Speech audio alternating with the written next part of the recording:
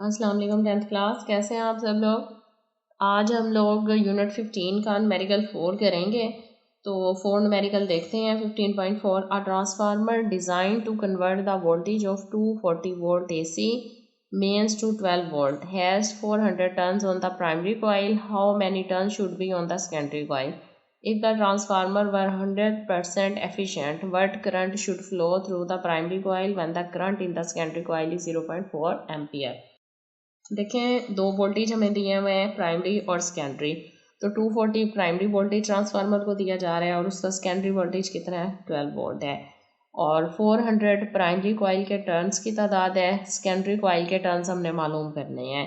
अगर 100% एफिशिएंसी हो ट्रांसफार्मर की तो सेकेंडरी कॉइल का जो करंट है वो 0.4 है और प्राइमरी जो कॉइल है उसका करंट जो है वो फाइंड आउट करना है। तो सबसे पहले हम लोग डाटा राइट करते हैं। हमारे पास वोल्टेज है, वोल्टेज जो है वो प्राइमरी का कितना दिया हुआ है, 240 वोल्ट। और फिर दूसरा वोल्टेज है सेकंड का, सेकेंडरी का। तो सेकेंडरी का वोल्टेज कितना है, 12 वोल्ट। इसी तरह नंबर ऑफ टर्न्स हैं प्राइमरी कॉइल के, कितने हैं, 4000 टर्न्स, 4000 टर्न्स। तो सेकेंडरी के हमने फाइंड करने हैं। इसके बाद करंट दिया हुआ है, हमें करंट दिया हुआ है सेकेंडरी कॉइल का IS, तो ये कितना है, 0.4 एम्पियर। अब देखें NS हमने फाइंड करने हैं, सेकेंडरी के टर्न्स कितने हैं, और IP फाइंड करना है कि प्राइमरी में करंट कितना होगा कॉइल में। तो फार्मूला हमें दोनों ही पता है, लास्ट न्यूमेरिकल्स हम लोगों ने किए हुए हैं। फर्स्ट आ जाएगा VS over VP equal to NS over NP, यानी secondary voltage divided by primary voltage, secondary current number of secondary turns, number of primary turns.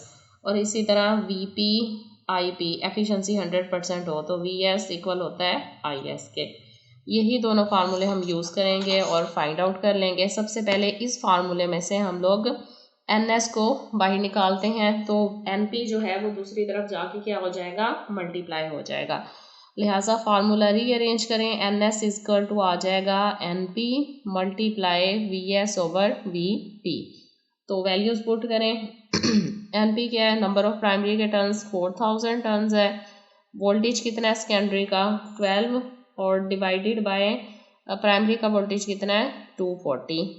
तो मल्टीप्लाई किया इसको, ये 0 एक 0 से कट गया, बाकी इसको 12 से मल्टीप्लाई किया 400 को, तो ये आ जाएगा 4800 डिवाइडेड बाय क्या होगा 24। तो 4800 को 24 से डिवाइड करेंगे तो नंबर ऑफ टर्न्स कितने आ जाएंगे हमारे पास, 200 आ जाएगा नंबर ऑफ सेकेंडरी के टर्न्स। बाकी क्या रह गया, करंट फाइंड करना है, सेकेंडरी कॉइल का दिया हुआ है, प्राइमरी कॉइल का फाइंड करना है। तो VP IP equal to VS IS होता है। तो वोल्टेज कितना है प्राइमरी का, 240 है।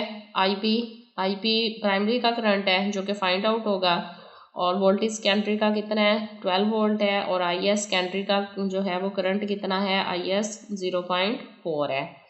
तो 240 उस तरफ जाके डिवाइड हो जाएगा, तो 12 को 0.4 से मल्टीप्लाई करेंगे, ये आ जाएगा 4.8 डिवाइडेड 240।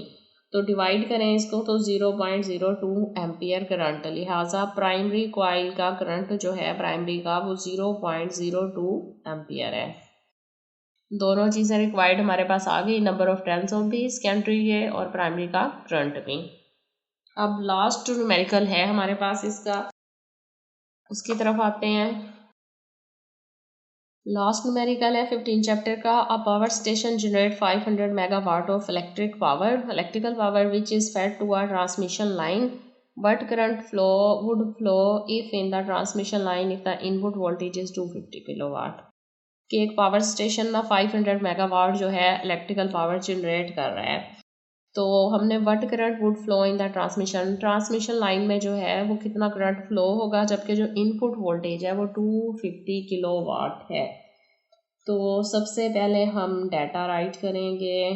डाटा गिवन डाटा क्या चीज़ है हमारे पास, जनरेटेड इलेक्ट्रिक पावर है पावर स्टेशन की।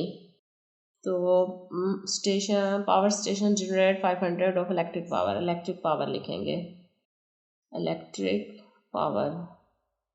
कितनी पावर जनरेट कर रहा है, 500 megawatt.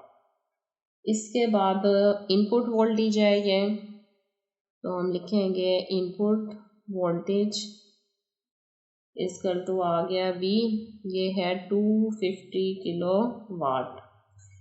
Amount of current flow in the transmission line, amount of current यानी करंट फाइंड करना है कि ट्रांसमिशन लाइन में कितना जो है वो करंट फ्लो करेगा, I जो है वो फाइंड आउट करना है। अब देखें यहाँ पर I फाइंड करने के लिए जो फार्मूला इस्तेमाल हो रहा है ना, सबसे पहले आ जाएगी रेजिस्टेंस वोल्टेज ओवर करंट के इक्वल होता है, और पावर जो होती है करंट का स्क्वायर मल्टीप्लाई R के इक्वल होता है। तो ये फार्मूले यूज़ करेंगे। तो सबसे पहले हम लोग प्रूव करते हैं putting the value of R from equation 1। ये हमारे पास इक्वेशन I1 है और ये इक्वेशन 2 है। तो इक्वेशन 1 में R की वैल्यू अगर हम पुट करते हैं, R इक्वल टू किसके इक्वल होता है, V ओवर I के। तो यहाँ पर अगर हम पुट करें वैल्यू ऑफ P नहीं, value of R in equation 2, तो P इक्वल टू आ जाएगा I स्क्वायर और R किसके इक्वल है, V ओवर I के। तो I स्क्वायर I से कट जाएगा, तो पावर इक्वल टू किसके इक्वल आ जाएगी, IV के। तो इसका मतलब है कि पावर अगर IV के इक्वल है और करंट हमने फाइंड करना हो तो P over V equal to आ जाएगा I के। मतलब करंट जो है वो पावर ओवर वोल्टेज के इक्वल है। फार्मूला जनरेट हो गया हमारा। अब हम वैल्यूज पुट करते हैं। I करंट है, P पावर है डिवाइडेड बाय वोल्टेज। तो कितनी पावर है इसकी, 500 मेगावाट, और वोल्टेज कितना है, 250 किलो वाट। तो सबसे पहले तो हमें मेगा और किलो दोनों को वोल्टेज में कन्वर्ट करना पड़ेगा। तो हम लोग राइट करते हैं कि 1 मेगा इक्वल होता है 10⁻6 के, और 1 किलो इक्वल होता है 10⁻3 के। तो दोनों की वैल्यूज पुट करो। 500 मल्टीप्लाई मेगा की जगह क्या आ जाएगा, 10⁻6 वाट। मेगा वाट है ना और किलो वाट है, किलो वोल्टेज था, वाट था। अच्छा, डिवाइडेड बाय 250 मल्टीप्लाई किलो का 10⁻3 वाट। लिहाजा ये इससे कटेगा, 3 ऊपर जाके क्या हो जाएगा, माइनस। तो 500 को 250 को 2 से मल्टीप्लाई करो, 500 आ जाएगा 10⁻6 माइनस 3 वाट। ये आ जाएगा 2 मल्टीप्लाई 10⁻3 वाट, बल्कि एम्पियर आएगा वोल्टेज का यूनिट जो है। करंट फाइंड आउट हो रहा है ना, ये तो कट जाएगा दोनों। तो करंट इक्वल टू आ जाएगा आपके पास 2 मल्टीप्लाई 10⁻3 एम्पियर।